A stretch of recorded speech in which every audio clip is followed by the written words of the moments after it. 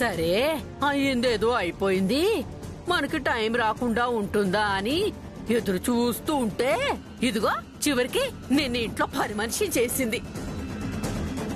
నువ్వేమో అది చెప్పిన ప్రతి పనిని తలాడించుకుంటూ చేస్తున్నావు తప్పితే నేను చెయ్యను, నాకేం సంబంధం అని తిరిగి ఎదురు సమాధానం చెప్పలేకపోతున్నావు. నాకు చెప్పాలనే ఉంది నానమ్మా, కానీ ఏం చేయను. నేను చెప్పిన పని చెయ్యకపోతే నా ఆధారాలన్నీ ఆ ఫోన్ లో ఉన్నాయి, అవి తీసుకెళ్లి అత్తయ్యకి చూపిస్తానని బెదిరిస్తుంది. అమ్మో, ఆ ఆధారాలు కానీ అత్తయ్య చూస్తే నన్ను డైరెక్ట్ గా తీసుకెళ్లి కృష్ణా నదిలో తోసేస్తుంది. అన్ని తింగర పని చేస్తావేంటే నువ్వు? పోయి దాని చేతిలో బుక్ అయిపోయావు. నువ్వు ఒక తింగర మొఖానివి. అది చెప్పిన పనులు గొడ్డులా చేయడం కాదే, దాని దగ్గర ఉన్న ఆధారాలు ఎలా లాగాలా అని ఆలోచించు. మొద్దు మొహం.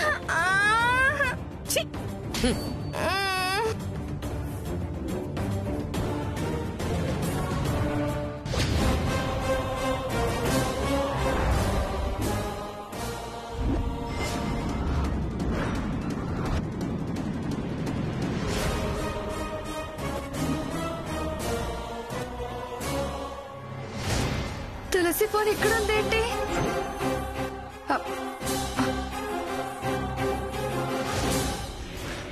నాతో పనులు చేయించానన్న సంతోషంతో ఫోన్ ఇక్కడ మర్చిపోయి వెళ్ళిపోయినట్టుంది. అయిపోయావు తులసి, నువ్వింక నా చేతిలో అయిపోయావు.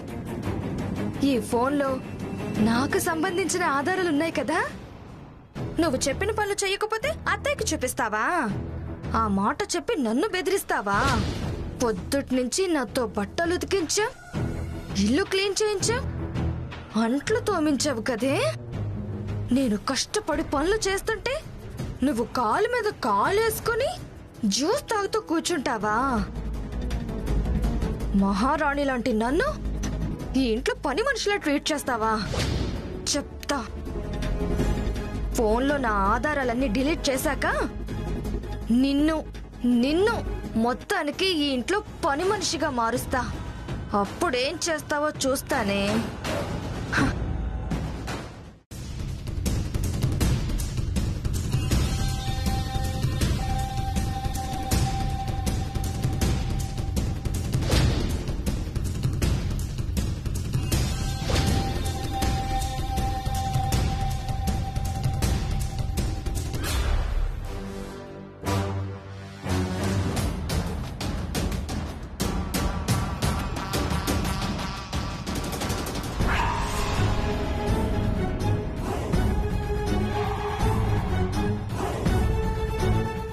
వెంకటలక్ష్మి,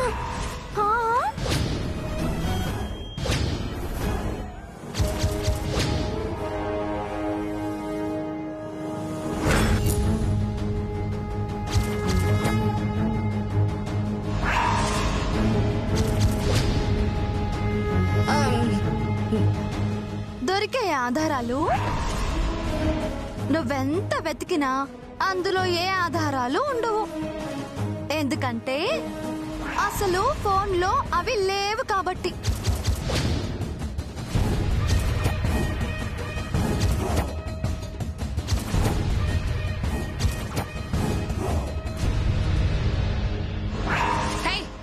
తులసి, నాతో ఆడుకోకు. మర్యాదగా నా ఆధారాలు ఎక్కడున్నాయో చెప్పు, లేదంటే నిన్ను. నన్ను ఆగిపోయావేంటే? నువ్వు నన్ను ఏమి చేయలేవే తింగరి వెంకటలక్ష్మి. నీకో ట్విస్ట్ ఇవ్వనా? నువ్వు అనుకుంటున్నట్టు నా దగ్గర ఎటువంటి ఆధారాలు లేవు.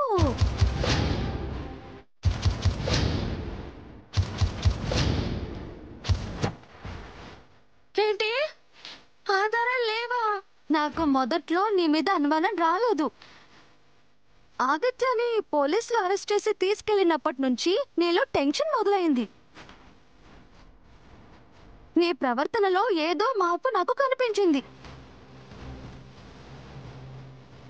గుమ్మడికాయ దొంగ ఎవరు అంటే భుజాలు తడుముకున్నట్టు నేను ఆ కీర్తి చేయించుంటుందేమో అని అనుమానంగా అంటే నువ్వు ఎగ్జైటింగ్ గా ఫీల్ అయిపోయి "ఆ, అదే చేయించుంటుంది అని అన్నావు.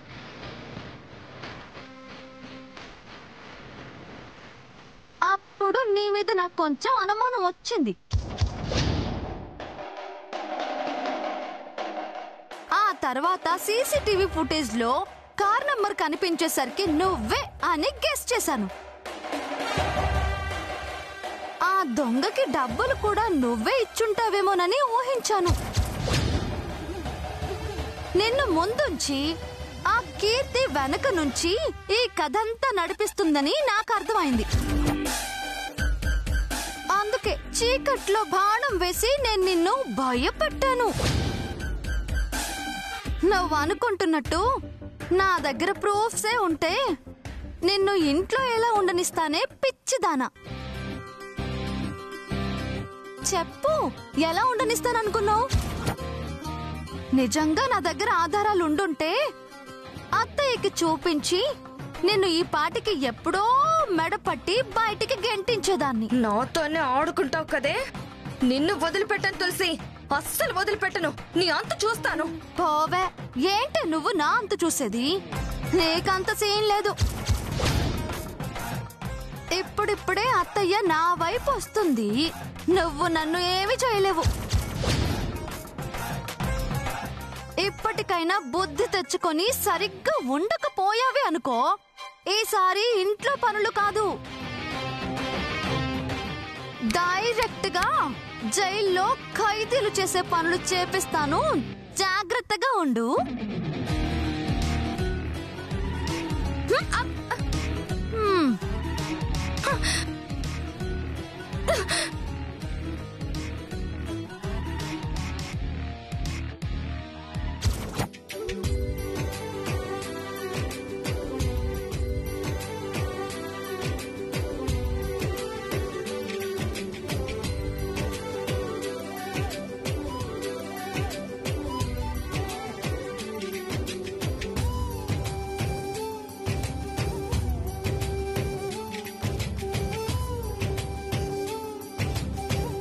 భగవంతుడా, నా ఆదిత్యని కేసు నుంచి బయటపడేలా చేస్తే 101 ప్రదక్షిణలు చేస్తానని మొక్కుకున్నాను. ఇవాళ ఆ మొక్కు చెల్లించుకోవడానికి వచ్చాను స్వామి. ఎల్లకాలం ఇలాగే మా వెంటుండి మమ్మల్ని చల్లగా కాపాడు.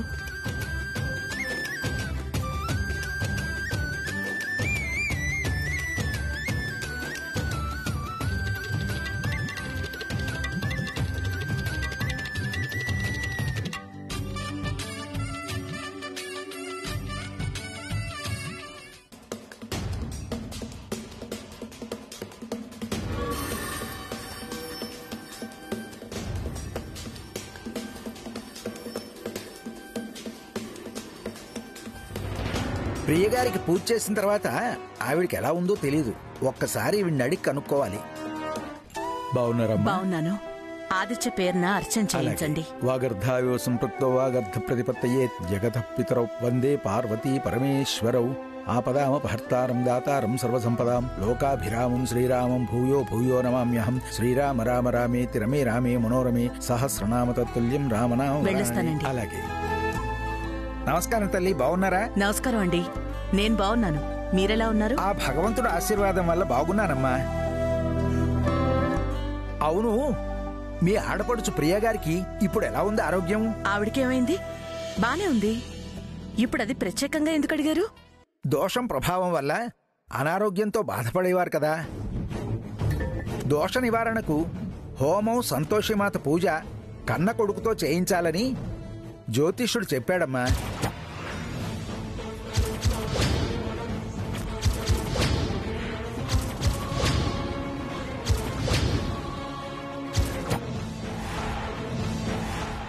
ఆ హోమం జరిపించింది నేనే. కన్న కొడుకుతోనా? తనకి కొడుకు లేరు కదా. అందుకే కదమ్మా మీ కొడుకుతో పూజ చేయించారు.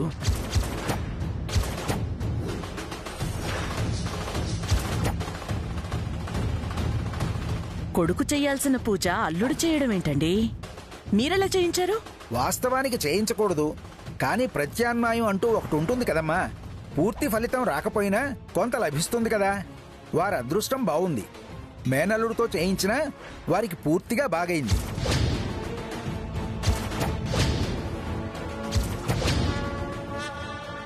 అంతా అమ్మవారి కృపాకటాక్షం. ఉంటానమ్మా.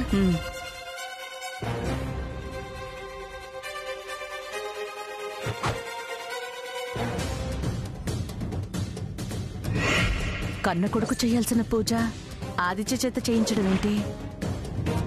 వీడు చేస్తే ఆవిడ ఆరోగ్యం కుదుటపడ్డమేంటి? అసలు ఈ విషయం నా దగ్గర దాచాల్సిన అవసరమే వచ్చింది. ఇందులో ఏదో కిటుకుంది. అసలు ఆ రహస్యం ఏంటో ఛేదించాలి. అంతా కలిసి నన్నిలా ఎందుకు మోసం చేస్తున్నారో తెలుసుకోవాలి.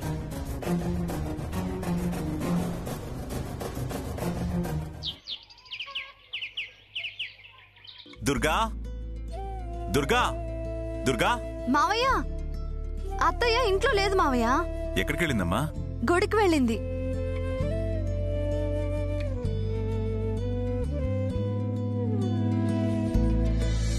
అదిగో అత్తయ్య వచ్చేసింది.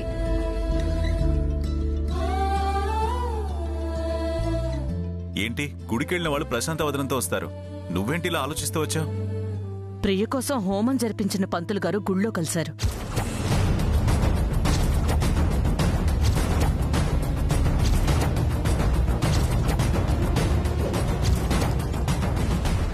ఆ కార్యక్రమం కన్న కొడుకు చేయించాలటగా. మరి మీరంతా కలిసి ఆదిత్యతో ఎందుకు చేయించారు?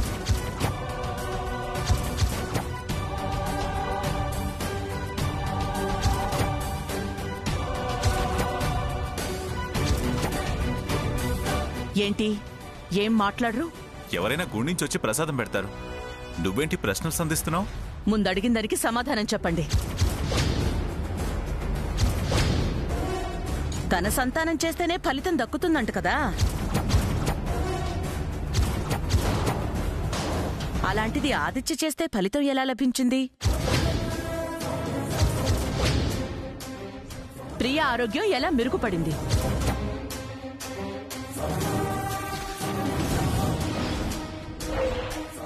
దుర్గా, అది చూడండి, కవరింగ్ మాటలు కట్టుకథలు నాకు చెప్పొద్దు.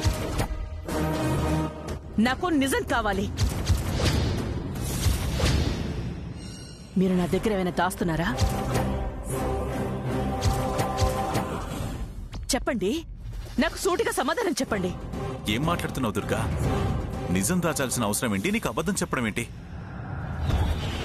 ప్రియకి సంతానం లేదన్నది నిజం కాదా? నీకు తెలీదా? ఏం నాకు తెలిసేది?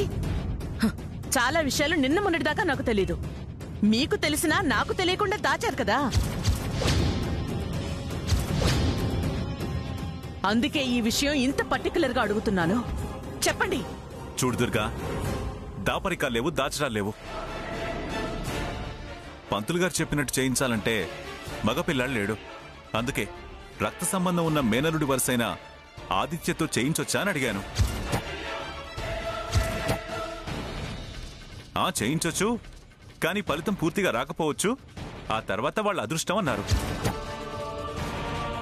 ఎంత మెరుగుపడ్డా మేలే అని మేము చేయించాం. దాని అదృష్టం బాగుంది, అది బాగుపడింది. అంతా సంతోషమాత దయ్యా. ఇక ఈ విషయం గురించి అంతగా ఆలోచించాల్సిన అవసరం లేదు.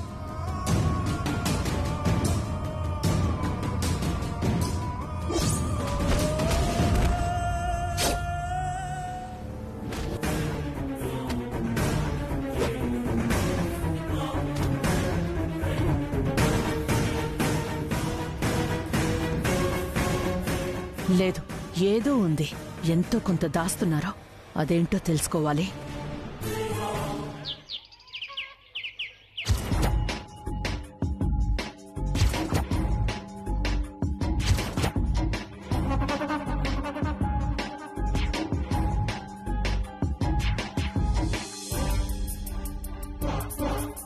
ఎంతసేపు అలా పళ్ళు పటపట్లాడిస్తావు?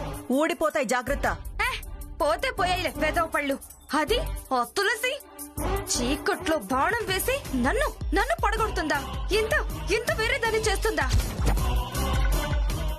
నాతోనే నిజం చెప్పించి బావని బయటకు తెచ్చి నాతో అంతలా ఆడుకుంటుందా? దాన్ని ఊరికే వదలను. దాని అంత చూడకుండా నిద్రపోను. చాలా చూశానులే, ఆపు. నీకే అంత కెపాసిటీ ఉంటే ఇలా ఎందుకు వెర్రిదాన్ని చేస్తుంది? ఇలా అవ్వకూడదనే నేను ముందే అది చాలా తెలివైంది, ప్రమాదకరమైన మనిషి, చాలా జాగ్రత్తగా ఉండాలి, అన్ని రకాలుగా ఆలోచించి అడుగులు వెయ్యాలి అని చెప్పాను. కాస్త అజాగ్రత్త మొత్తానికి ఇరికించింది. నిన్ను నిజం బయట పెట్టేలా చేసింది. అంతా అయిపోయాక ఇంకా అది చేస్తా ఇది చేస్తా అంతు చూస్తా అంటావే? నాకు దాని మీద పీకల దాకా కోపం ఉంది. సమయం కోసం ఎదురు చూడాలి, అదును చూసి దెబ్బ కొట్టాలి. ఇలా పళ్ళు కొరికితే లాభం లేదు. పక్కడ్బందీ ప్లాన్ వెయ్యాలి. అవును మేడం, అది బావకి దూరం అయ్యి అలమటించి అలమటించి చచ్చేలా చేయాలి. కలిసి బ్రహ్మాండమైన ప్లాన్ వేద్దాం. ఎలా కలిసి ప్లాన్ వేస్తాం? నువ్వక్కడా నేనిక్కడా. మనం కలవడం అది చూసిందనుకో కొంపలు మునుగుతాయి. మరి ఎలా మేడం?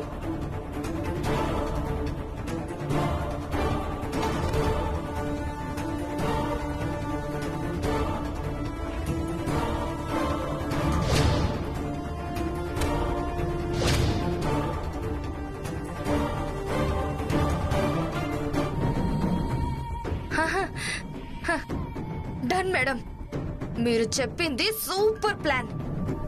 మనం దీన్ని అమలు చేయడానికి కాస్త టైం పడుతుంది.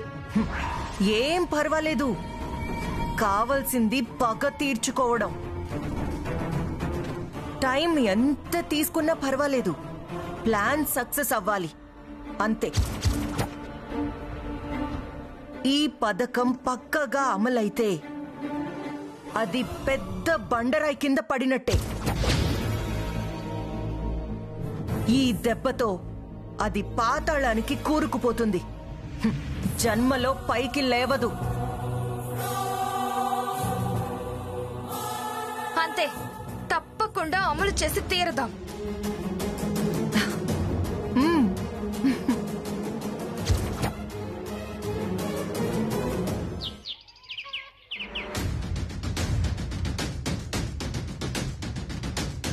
ప్రియా, అమ్మా ప్రియా, ప్రియా. అన్నయ్య, ఏంటన్నయ్య? ప్రియ కోసం హోమం జరిపించిన పంతులు గారు గుళ్ళో కలిశారు.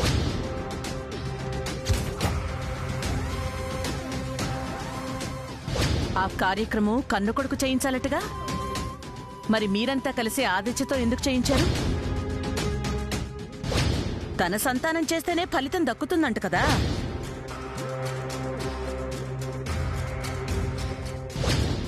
అలాంటిది ఆదిత్య చేస్తే ఫలితం ఎలా లభించింది?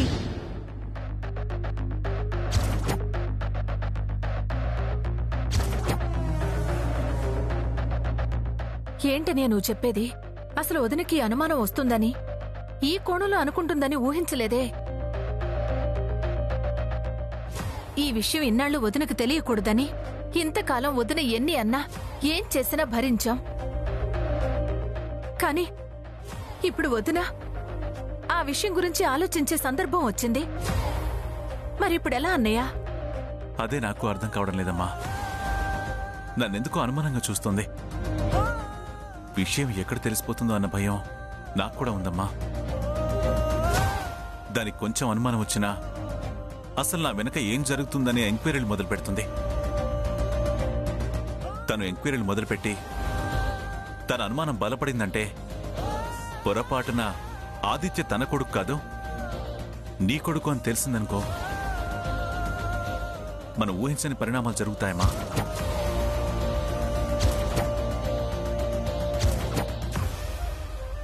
నా వంశాన్ని కొడుకునివ్వలేకపోయానని తనలో తను కుమిలిపోతుంది. నీకు గుర్తుంది కదా, మీ సీమంతం అప్పుడు తనన్న మాటలు విన్నావు కదా.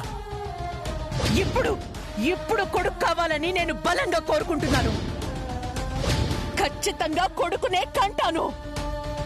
మీరన్నట్టు ఆడపిల్ల పుట్టి నా వల్ల ఈ వంశం ఆగిపోయే పరిస్థితి వస్తే నేను చచ్చైనా ఈ వంశాన్ని బ్రతికిస్తానే గాని ఆడపిల్లని మాత్రం నేను కనను.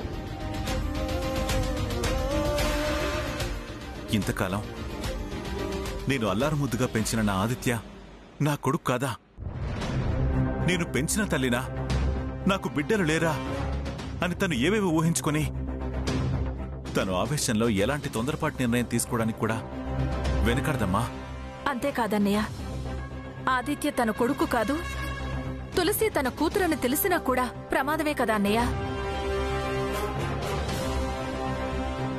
రెండిట్లో ఏ విషయం తెలిసినా చివరికి మనమే బాధపడాల్సి వస్తుంది.